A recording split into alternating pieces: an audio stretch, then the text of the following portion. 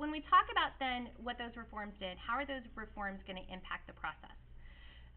So again, I know that this is kind of small, but I wanted you just to kind of see how this is going to work. Most states felt like if we're going to open up our process, and the McGovern-Fraser Commission has told us that we need to make this more representative and more open and more transparent, it's going to be way better to have a primary than to have a caucus. A primary is simply an election. It is a ballot. That's all it is. It is an intra-party competition. So like this ballot right here would be an example of a sample primary ballot. Every one of these people on there are a Republican that is vying, or a Democrat, which, see, this is I can't see it, but we'll just pretend Republican. These are all Republican people running for president. Then these would be all the Republicans that want a Senate seat. And then these would be all the Republicans that are running for a House seat. And it'll go all the way through that.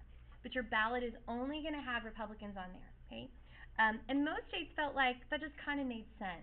Let's just do it that way. Let's just have a primary so that we don't have these closed off kind of meetings where there's like a paper record, and it's just more, I don't know, it just makes more sense, okay? Some states instituted what was called an open primary, and some instituted a closed primary. Davis, do you remember the difference from your reading?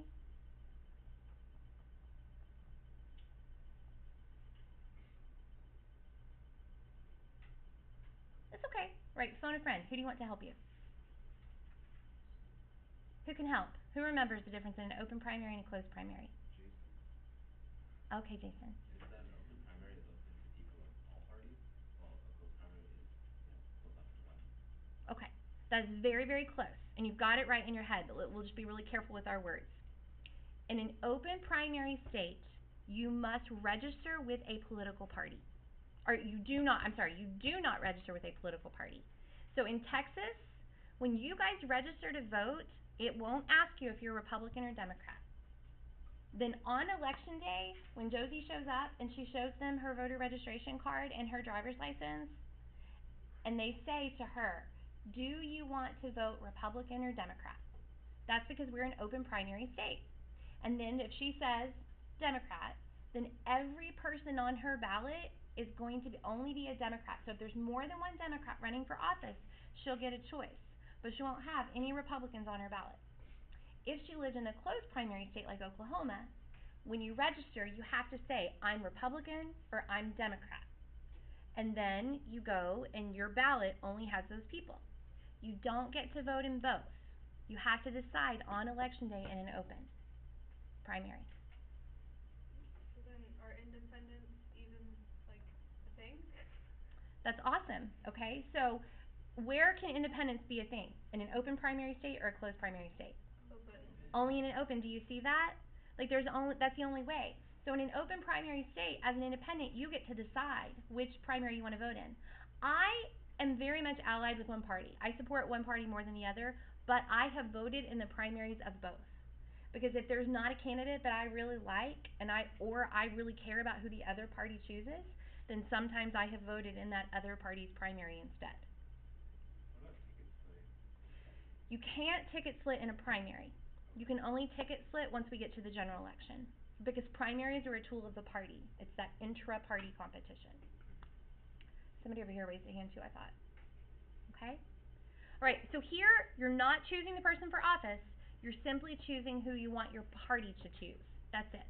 Okay, so that's going to be the first step. Okay? So why don't you all sit there and you kind of talk about the pros and cons of each there at your table. Like, what's the benefit? What do you like about them? What are the cons about them? And then we'll share.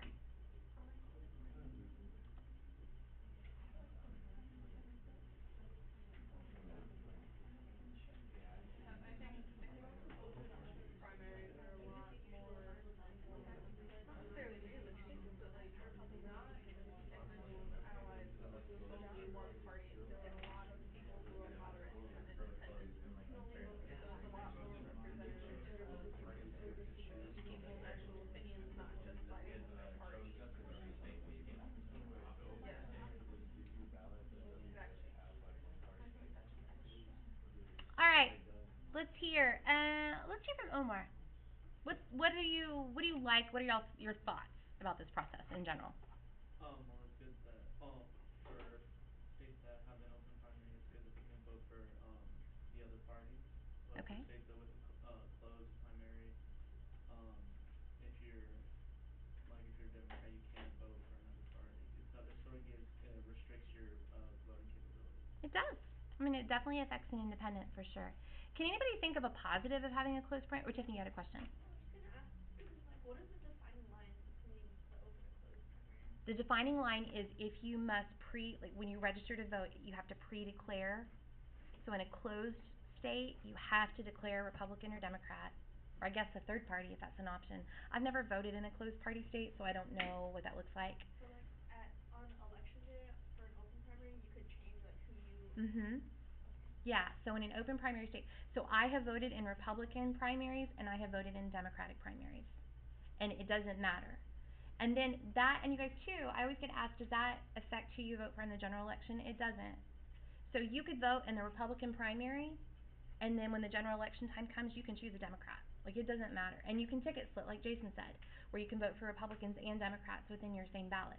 But in a primary, because it's a tool for the party, it's a tool for the party to say which candidate for each office do you want us to pick. And so that's why it's only a party thing. I will tell you, in a closed primary state, you do get a little bit better turnout. Anybody have any thoughts why you would get a better turnout in a closed primary state? Ms. Rosenfeld?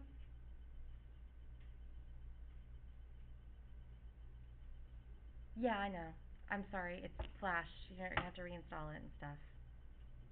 So just tell them about it, because you won't have time to do it now. Sorry. Yeah, bye. Okay, Wait, so, I'm yeah. still kind of confused on what's the defining line, because they both sound very similar, so as far as we've defined them, to Mhm. me at least. They are similar. They're both a primary. They're both a tool of the party. They're both a way for the party to decide who do our supporters want us to pick. The difference is that in an open primary, voters get an option which primary they want to participate in. In a closed primary, you don't have an option. You only get to participate in the one that you have previously identified with. And you've said, so in Oklahoma, when you register to vote, you put all your information and then you check if you're a Republican or you're a Democrat. In Texas, you don't. You just register to vote, and my card does not say Republican or Democrat. I'm just a registered voter. So you don't register as Republican or Democrat Not at in, the voting booth. you just say it. You say So, it. mhm. Okay. Okay, so an open primary state allows independence options. It allows you to determine on election day which one you care about more. And you guys, I would love for you to ask your parents, if your parents vote, ask them if they voted in the opposite primary strategically, because people do it. So like if you were a Republican in 2016 and you really wanted, say, Sanders to win because you thought the Republican candidate could beat Sanders, then you might vote in the Democratic primary for Sanders because you don't care who the Republicans choose. Or if your party is already kind of identified and decided, do you see what I'm saying? So there is some kind of strategy there.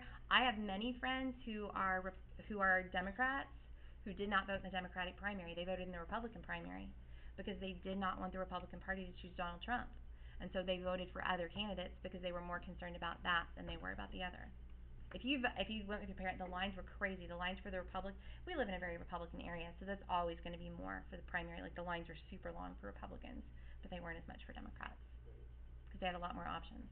So in open primaries, when you look at your ballot and who you want, it's not just one party. It It's is both. just one party. So you tell them, you say, I want the Republican ballot or I want the Democratic ballot. So when a closed primary, couldn't you just go in and decide No. previously and then on your voter Yes. card be like, okay, I want. So wait, isn't it just the same thing with an extra step then? You have to pre-decide it. You have to do it when you register. Okay, so you have to be registered 30 days prior to election.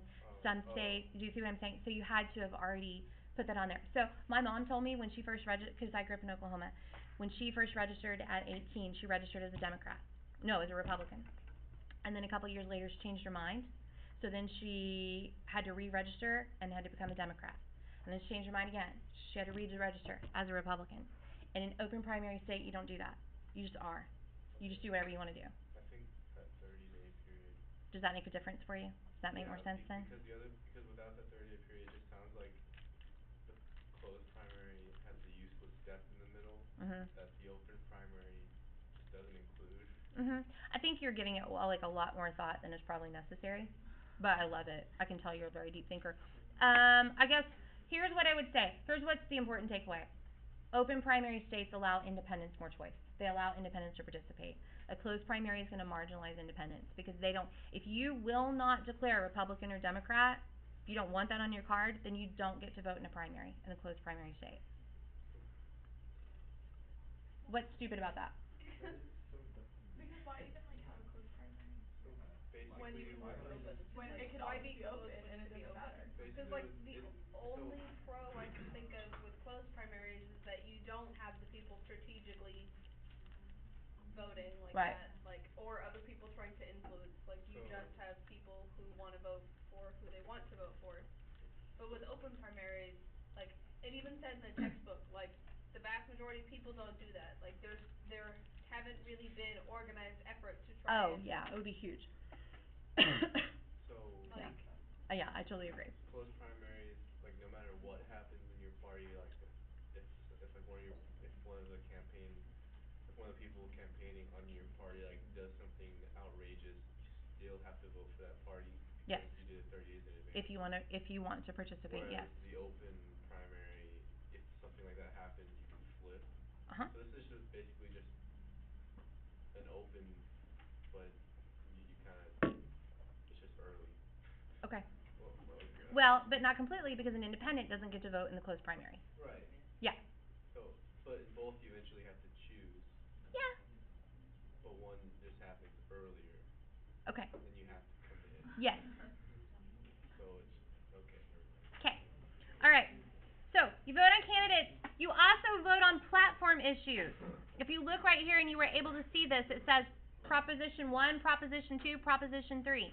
And it's asking you things like, do you believe that same-sex marriage should be legal in all 50 states? Do you believe that the right to bear arms is essential and should be protected at all costs? Okay? Why would they put that on the ballot? Those are two very controversial issues at the top. Okay, polling purposes, they're controversial issues, but there's a reason the party wants that information. cause whoever, they're gonna like choose the person who like supports more in favor of like what everyone chose. Okay, true. That might help the person, the candidate, know. They kinda wanna see like the correlations between the people they chose and the issues that they stand up for. Okay, all true. What are we gonna do at the National Convention? At the National Convention, we're going to choose a presidential candidate, but we're gonna do something else. What, Tiffany? Oh, come on, own it. Say it. What are we gonna do? Say it. Come on. Come on, just say it. Just say it. Ratify what? Yes. No, not amendments. No. Kinda-ish though. At the National Convention, the party is gonna choose a presidential candidate and they're going to approve a party platform. Okay? All right. No. Okay. All right. Okay. Alonzo, what's a platform? I'm not sure. Like a base Get. or something? It's a base for something. It's a statement of belief. It's a thing that you say. This is what I think should happen. This is what I think or feel. This is my direction. So the party, all along the way, in precincts all over the country, local party committees are putting that stuff on their ballot. They're trying to figure out how do our voters feel about this and this and this and this. And then when Riley gets to be our delegate to the National Convention, not only is she gonna represent us in terms of the party, the candidate we pick, she's also gonna approve a party platform. She's gonna say, yes, for the next 4 years, the Democrats are gonna stand for